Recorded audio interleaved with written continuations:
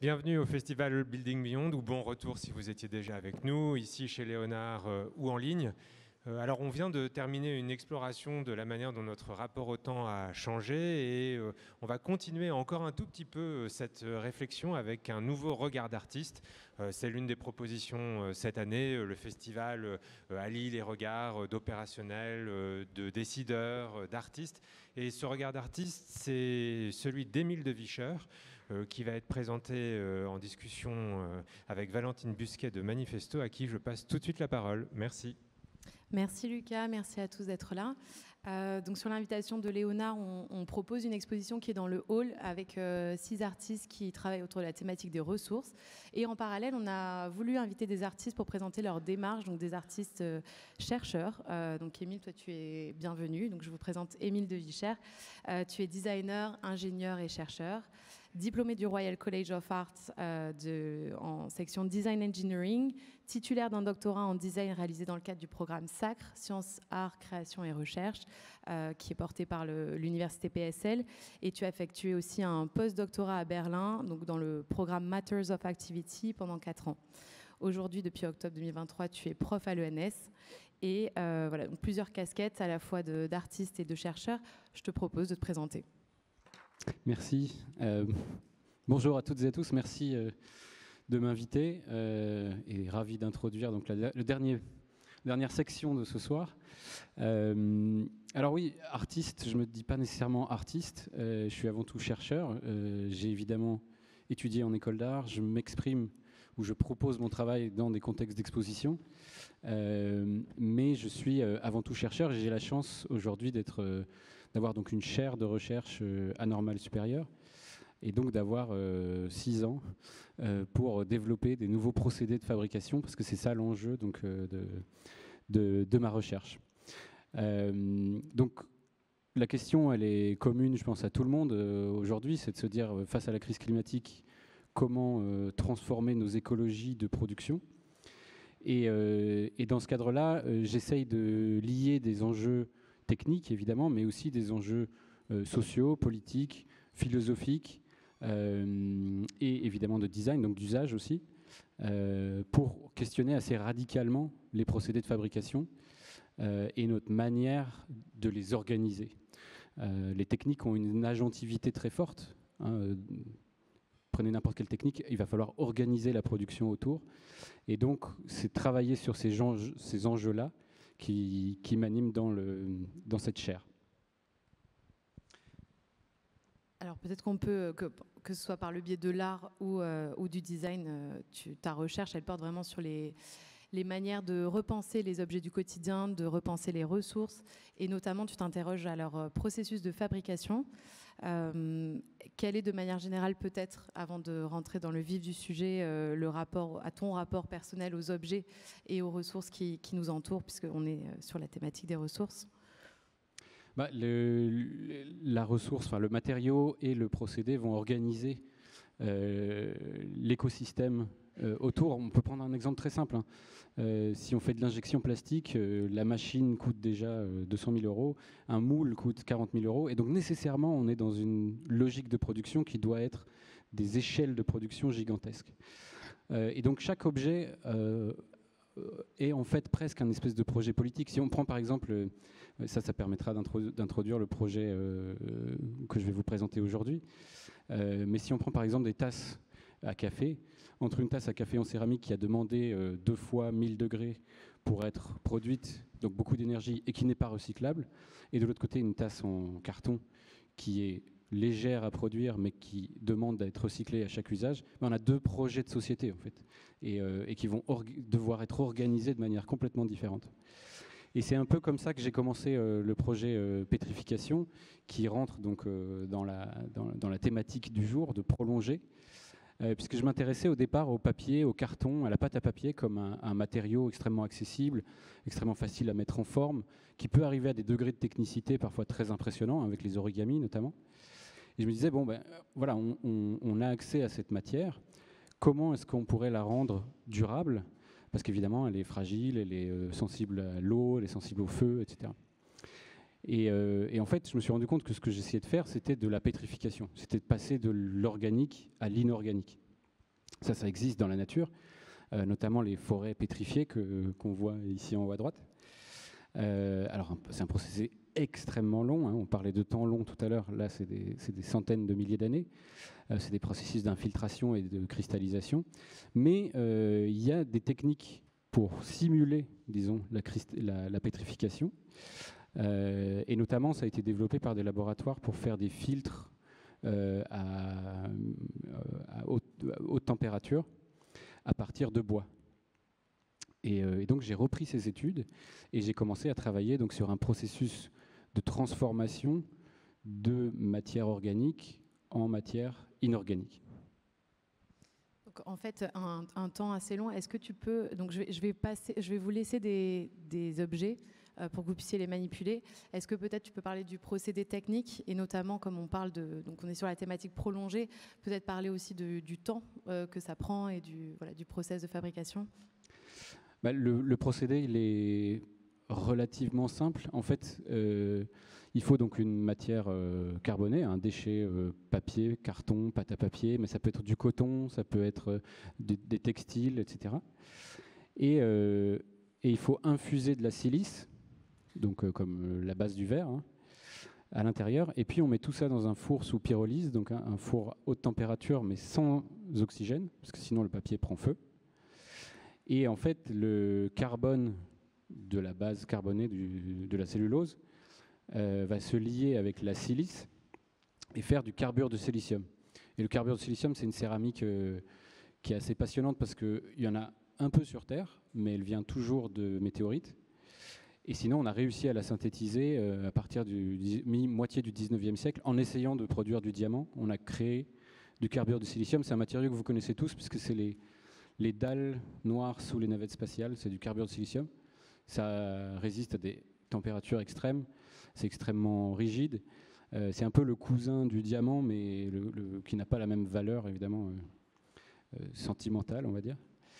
Et donc le principe est très simple, hein. Là, vous voyez les étapes. On trempe la matière dans une solution, et puis on met ça dans un four sans oxygène.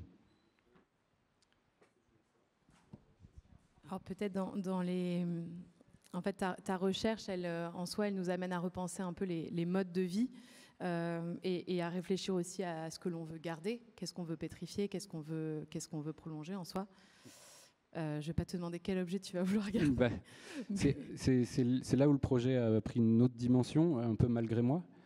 C'est que finalement, le principe, c'est de prendre des matériaux dégradables, qui n'ont pas vraiment de pérennité et de leur donner une pérennité. Donc c'est un peu l'inverse de l'économie circulaire, c'est-à-dire tout d'un coup on les rend extrêmement solides.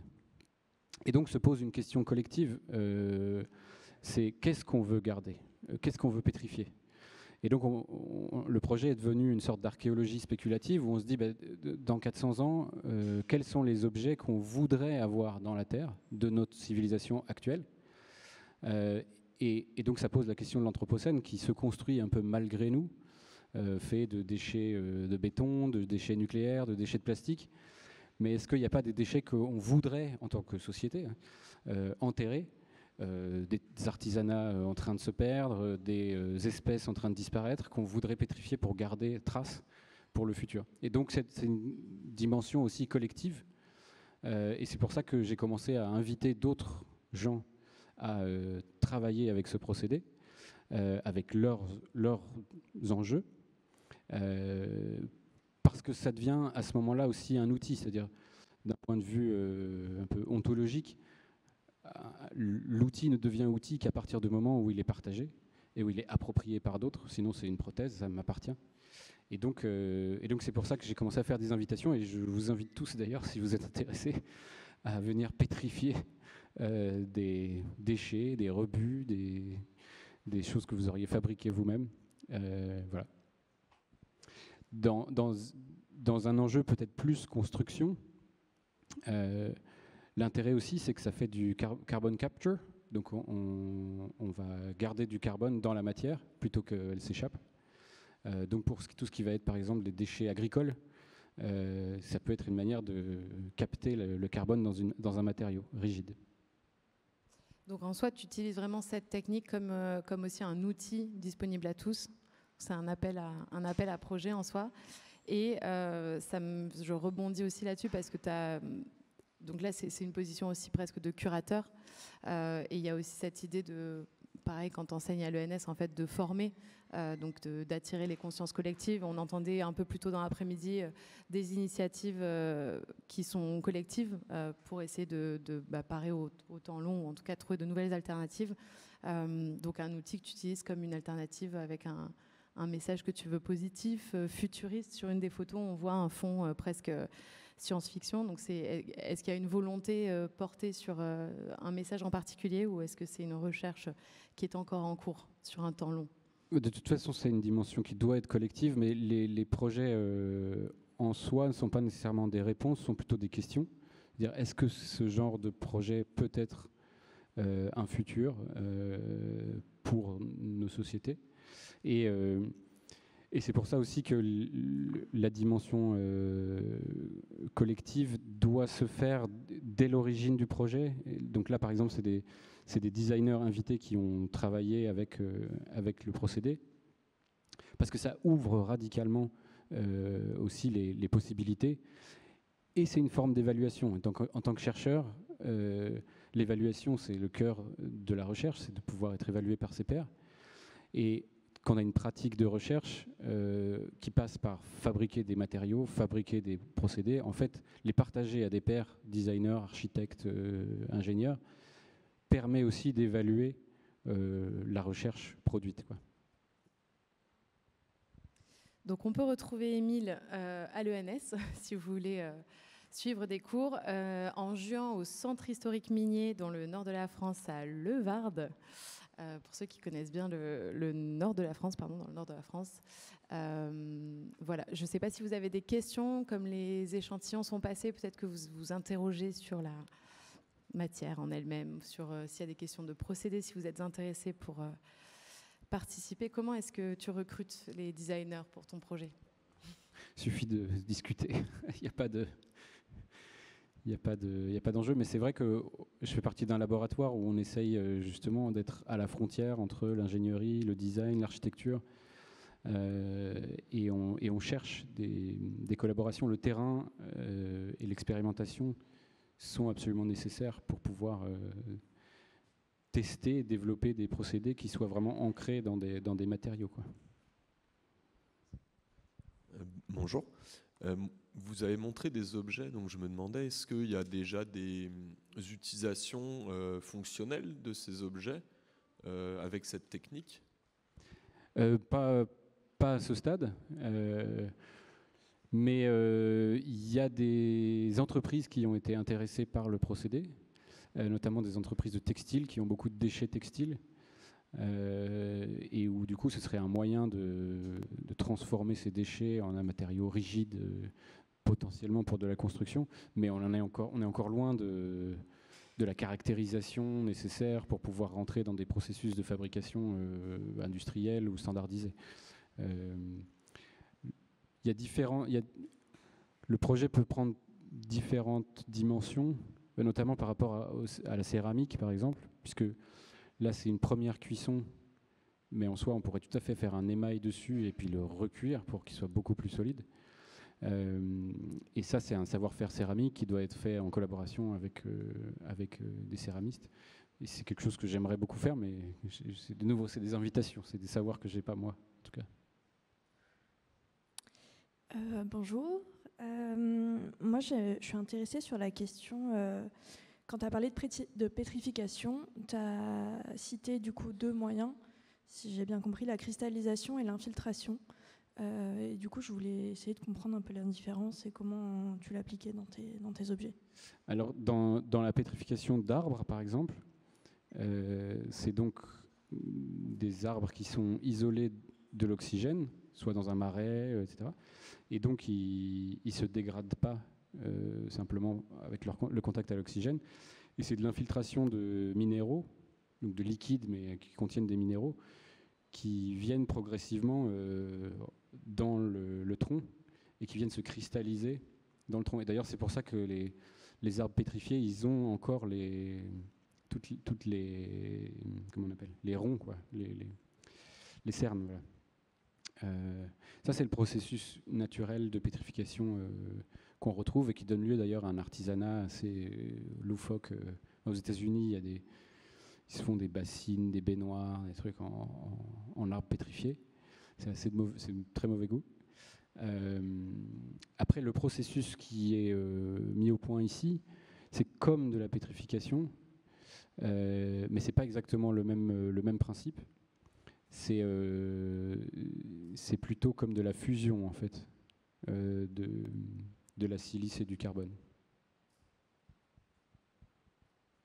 Ce qui était intéressant, c'est que l'article scientifique qui proposait ce procédé pour faire donc des filtres avait évidemment un terme extrêmement complexe pour décrire ce procédé, mais disait eux-mêmes, c'est comme de la pétrification. C'est-à-dire que même les scientifiques chimistes identifiaient le principe technique à de la pétrification. Et évidemment, la pétrification a une dimension symbolique extrêmement forte. C'est ce qui persiste, mais c'est ce qui est aussi mort. Enfin, il y a tous les mythes de pétrification. J'ai essayé d'en faire la liste. Il y en a dans le monde entier. Il y en a même dans la Bible. Enfin, et donc c'est vraiment un sujet culturel. Enfin, c'est un enjeu ou une question ou une tension culturelle extrêmement importante. Ouais. Je crois qu'on est bon sur le temps. Si jamais vous avez d'autres questions, tu es dans les parages. Merci beaucoup. Merci Émile. Merci beaucoup.